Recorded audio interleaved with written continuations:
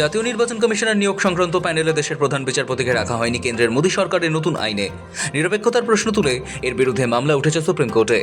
সেই মামলার শুনানিতে কেন্দ্রীয় সরকারের কাছে সর্বোচ্চ আদালত জানতে চাইল, কেন মুখ্য নির্বাচনী কমিশনার এবং নির্বাচন কমিশনার নিয়োগ প্যানেলের থেকে বাদ দেওয়া হলো দেশের প্রধান বিচারপতিকে।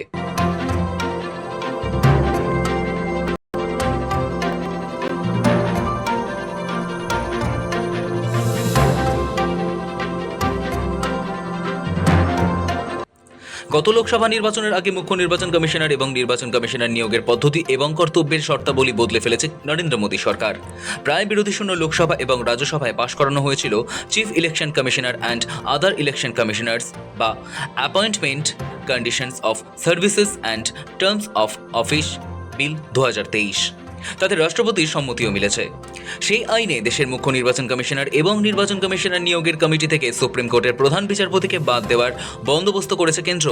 কেন্দ্রের নতুন আইনে মুখ্য নির্বাচন কমিশনার এবং অন্যান্য নির্বাচন কমিশনারদের বাছাই করতে পারে যে 3 সদস্যের প্যানেল। তার সদস্য প্রধানমন্ত্রী, লোকসভার বিরোধী দলনেতা এবং প্রধানমন্ত্রীর দ্বারা মনোনীত একজন কেন্দ্রীয় মন্ত্রী। কমিটির বৈঠক ডাকবেন প্রধানমন্ত্রী। কমিটির বৈঠকে গৃহীত নাম যাবে রাষ্ট্রপতির কাছে। তিনি মুখ্য নির্বাচন কমিশনার এবং অন্যান্য নির্বাচন কমিশনারদের নিয়োগ করবেন। বিরোধী দলগুলি প্রথম থেকেই এই আইনের বিরোধিতা করে জানায়, প্যানেলের সংখ্যাগরিষ্ঠ সদস্য কেন্দ্রের প্রতিনিধি হওয়ায় বাছাই প্রক্রিয়াটি একমাত্রিক হয়ে পড়বে। নিরপেক্ষ কোনো সিদ্ধান্ত গৃহীত হবে না।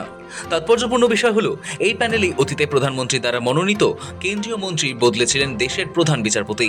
তবে মোদী সরকার নয়া আইন এনে সেই কমিটি থেকে সুপ্রিম কোর্টের প্রধান বিচারপতিকে বাদ দেওয়ার বন্দোবস্ত করেছে।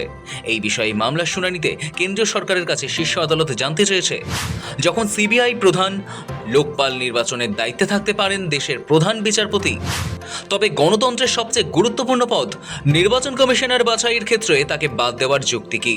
শুনানিতে কেন্দ্রের পক্ষের আইনজীবীর বক্তব্য, নিয়োগ প্রক্রিয়ায় সংখ্যাগরিষ্ঠতা থাকার কারণে প্রধানমন্ত্রী ও অন্যান্য মন্ত্রীরা অসৎ উদ্দেশ্যে এবং গণতন্ত্রের পরিপন্থী কোনো কাজ করবেন এমনটা ধরে নেওয়া ভুল হবে। সলিসিটর জেনারেল তুষার মেহতা নৈতিকতার কথা বলেন। তিনি জানান, প্রধানমন্ত্রীর পদের সঙ্গে একটি বিশেষ মর্যাদা বা পবিত্রতা জড়িত রয়েছে।